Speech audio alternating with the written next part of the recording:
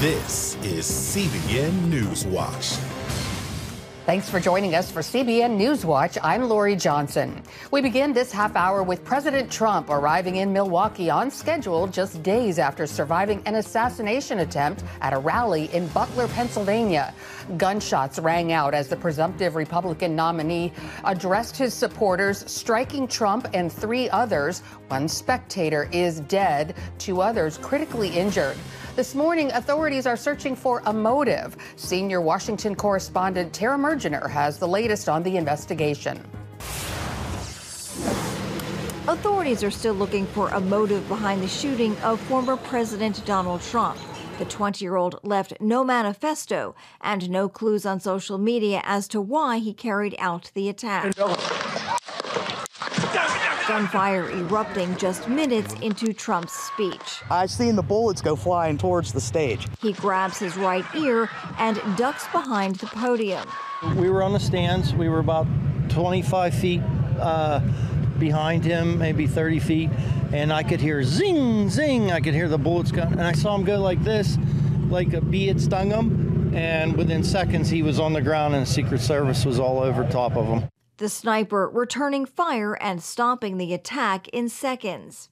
Until he identified it as a threat, it was an individual from 200 yards moving on a rooftop. He had a very difficult job, identified the threat, and neutralized it within a second. After the Secret Service got Trump to his feet, he pumps his fist in the air, shouting "fight," and is rushed from the scene.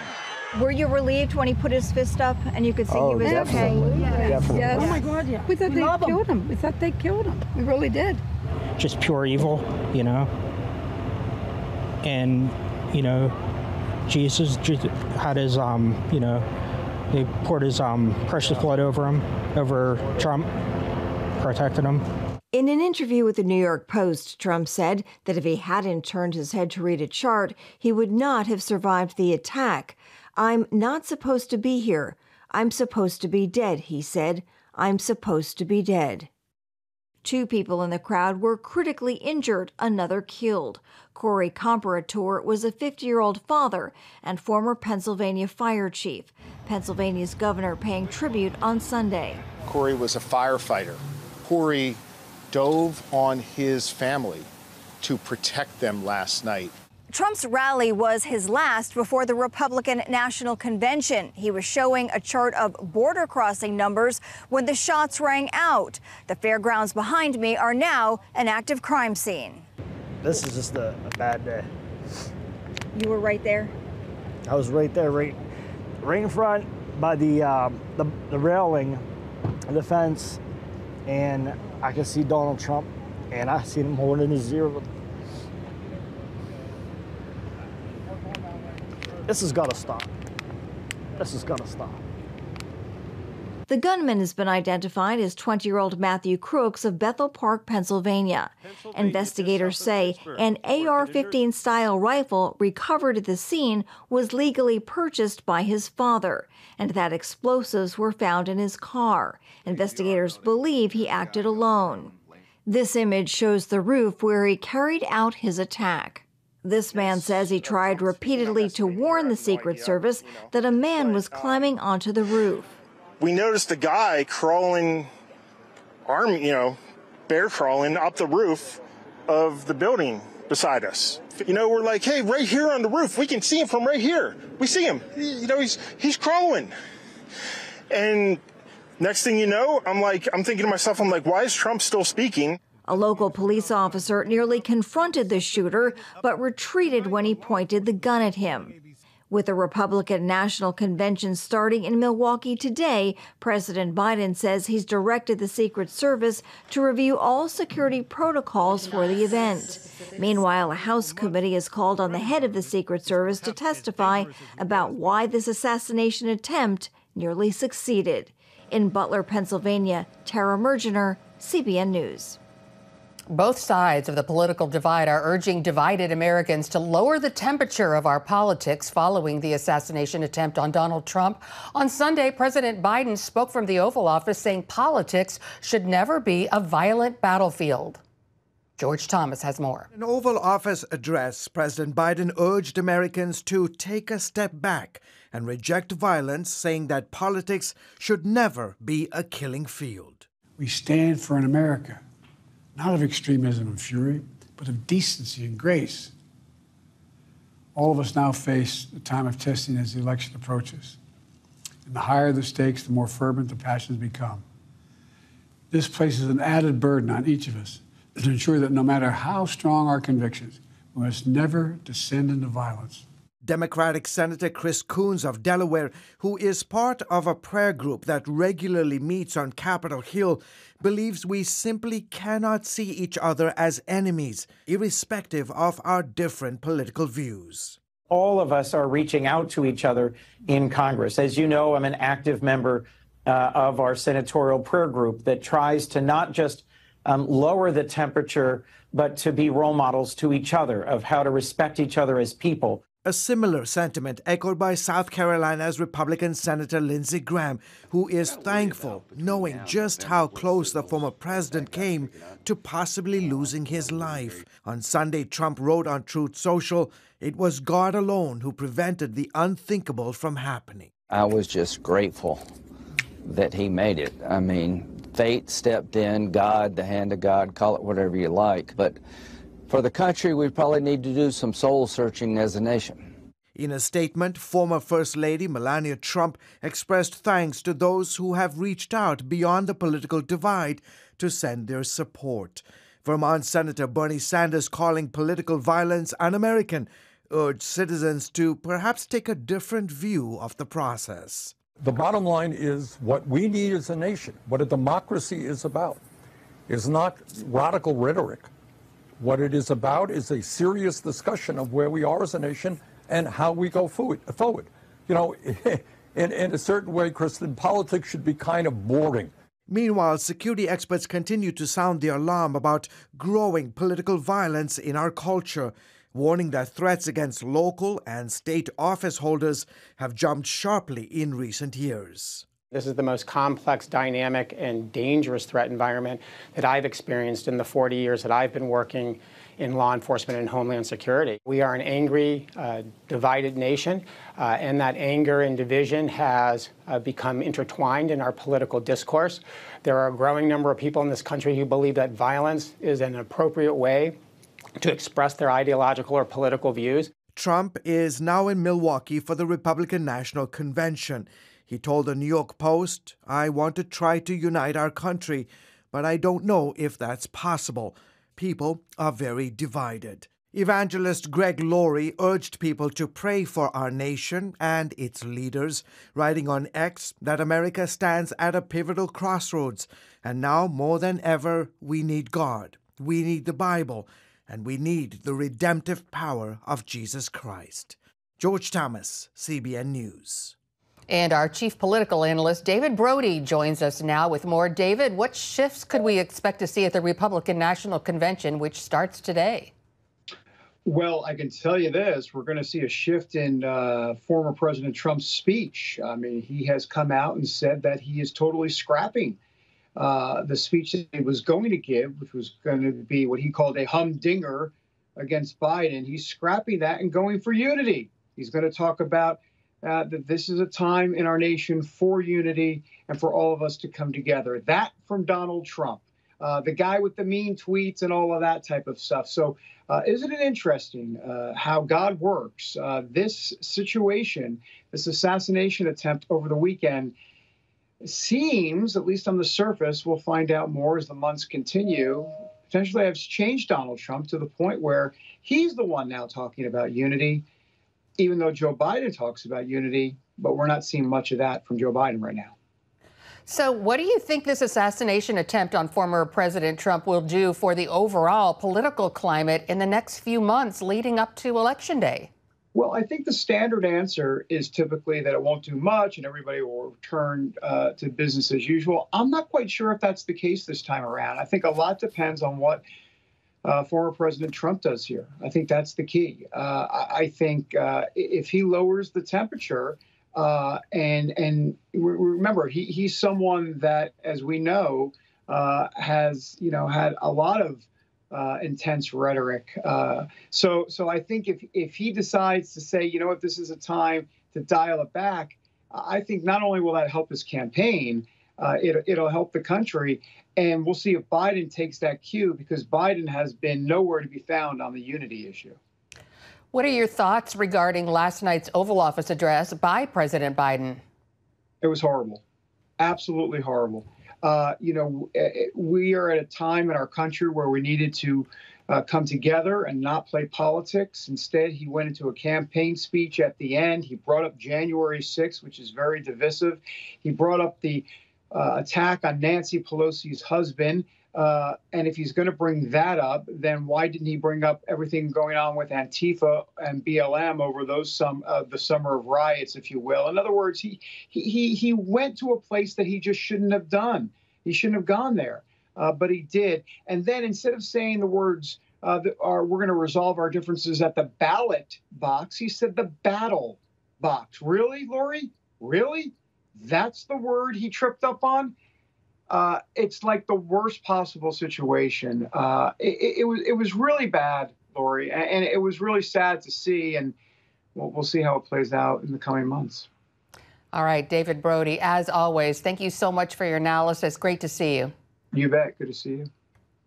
And coming up on NewsWatch, Middle East Bureau Chief Chris Mitchell joins us next with an update on the war in Israel. Stay with us. You're watching CBN NewsWatch.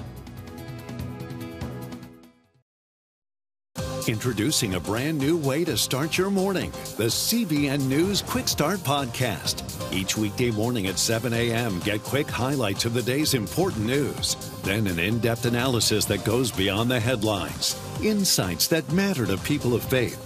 Discover how God is moving around the world and here at home. Find the CBN News Quick Start Podcast on iTunes or wherever you enjoy listening to podcasts, because truth matters. Welcome back to CBN NewsWatch. In a message to former President Trump, Israeli Prime Minister Benjamin Netanyahu said he was shocked by Saturday's assassination attempt and sent wishes for a speedy recovery. CBN's Chris Mitchell has more from Jerusalem. Israel's prime minister said the assassination attempt was much more than an attack on just one man. This wasn't just an attack on Donald Trump. This was an attack on a candidate for the presidency of the United States. This was an attack on America. It was an attack on democracy. It was an attack on all the democracies. In Sunday's cabinet meeting, Netanyahu showed a 2-hour video of people in Israel calling for the murder of public officials in general and the prime minister in particular. Netanyahu explained that many in the U.S. said the writing was on the wall before the assassination attempt and that Israel is experiencing the same kind of incitement. We are witnessing a flood of explicit threats of murder and violence against the Prime Minister and the members of his family, and against ministers and public officials. These are not just flagrant criminal offenses. They constitute a direct and explicit threat to democracy. This as Israel continues its fight against terrorist forces in Gaza. Over the weekend, the IDF may have killed one of the deadliest and most elusive Hamas commanders, Mohammed Deif. Mohammed Deif is a master of murders, the Hamas chief of staff, number 2 in the chain of command, and was the planner and leader of the October 7 massacre and of many other terrorist attacks. His hands are stained with the blood of many Israelis. Israeli leaders are saying the 9-month war in Gaza is beginning to crush Hamas. Hamas is being worn down every day, paying prices, and its ability to re-strengthen is very low. The result is that it has no ability to arm itself, no ability to reorganize, and no ability to care for the wounded. In the last few weeks, we recognize clear cracks in Hamas under the intensity of the blows that we are pounding them with. We see changes, we see weakness. While the fighting might have driven Hamas to the negotiating table, the ceasefire talks to release the hostages might have gone off the rails again, as both sides accuse the other of bringing up new conditions. Hamas continues to hold captive hostages from 22 nations, including 5 Americans. And Chris is now with us live from Jerusalem. Chris, how has the assassination attempt on President Trump affected Israelis? Well, Lori, we heard in our report from Prime Minister Netanyahu and how he responded. Israeli President Isaac Herzog also unequivocally condemned the attack and sent best wishes to the Trump and his family.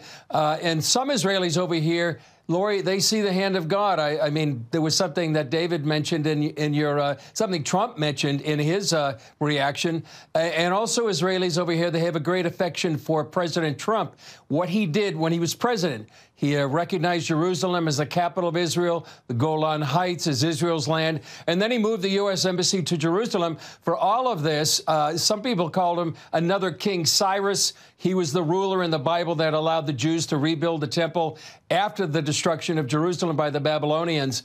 So they had quite very fond of President Trump. And also, you know, it's a great reminder, Lori, to be praying, as 2 Timothy 2 says, to pray for our leaders and all who are in authority.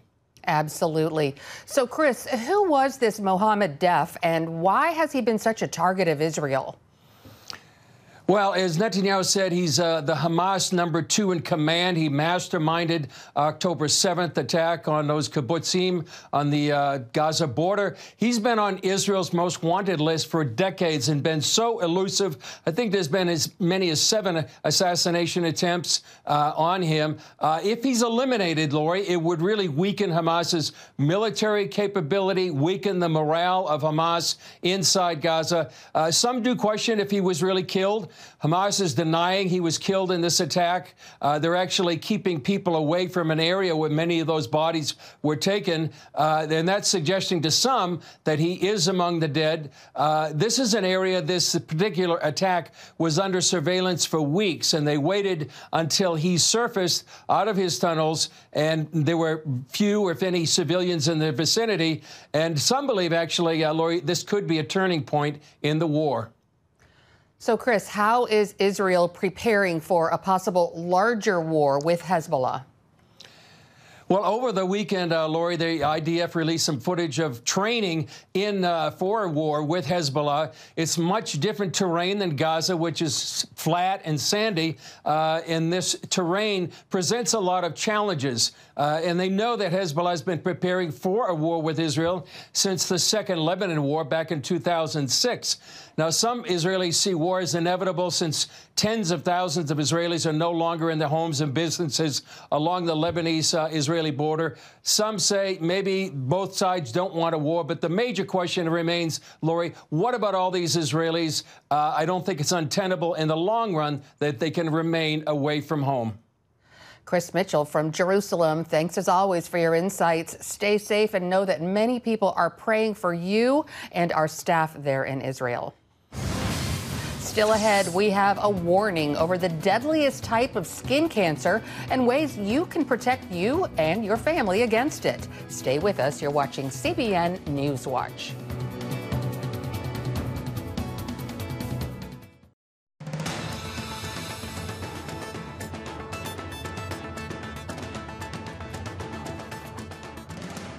With summer here, doctors are warning against too much sun exposure in these hot months.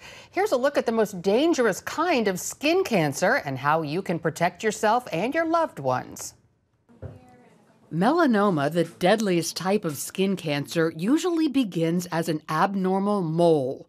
If left untreated, it can grow deep into the skin and travel along the lymphatic system or bloodstream and start tumors in important organs like the brain, lungs, or liver.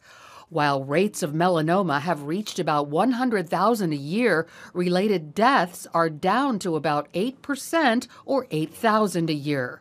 Early detection is actually the key, because if we could find every melanoma early, we could cure every melanoma.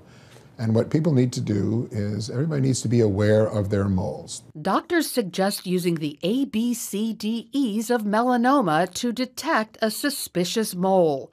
See a doctor if you find one that's asymmetrical, with an uneven border, is more than one color, a diameter bigger than a pencil eraser, or is evolving. If a biopsy shows a suspicious mole is indeed melanoma, a doctor will likely remove it. UV exposure and ultraviolet exposure from the sun's rays is really the #1 most preventable and avoidable cause of not only skin cancer, but also signs of aging. So things like fine lines, wrinkles, brown spots, loss of elasticity. And just one blistering sunburn during childhood or adolescence can actually more than double your risk of melanoma later in life. A broad-spectrum sunscreen with an SPF of 30 or more helps protect against the sun's harmful rays. Check whether the type of sunscreen is mineral or chemical. The FDA considers the mineral sunscreens to be generally recognized as safe and effective, GRASE. But when it comes to the chemical sunscreens, they're actually calling for sunscreen manufacturers to really take a closer look at the safety of some of those ingredients. That's because animal studies show the chemicals can be absorbed into the bloodstream, and at least one, oxybenzone, could possibly cause hormone disturbances. Doctors say any type of sunscreen is better than none at all, but these products are not perfect, and neither are we.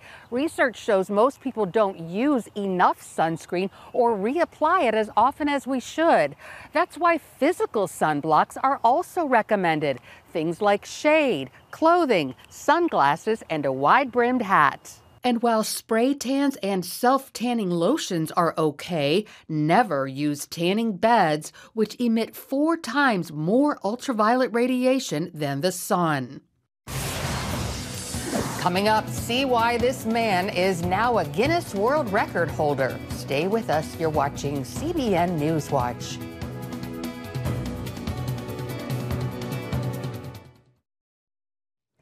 A bus driver's age makes him a Guinness World Record holder. Jim Oppegard of Minnesota is, get this, 94 years old. His boss says he passed his physical and driving test with flying colors and never misses a day of work. He also says some people have described him as the greatest of all time when it comes to bus drivers. Oppegard has been driving a bus for nearly 50 years, but says when he was a kid, believe this or not, he never took the bus to school. Isn't that interesting? Well, that's it for this edition of CBN News Watch. Tell us what you think about the stories you've seen by emailing newswatch@cbn.com or talk to us on Facebook, Instagram, or X. We hope you'll join us next time. Have a great day.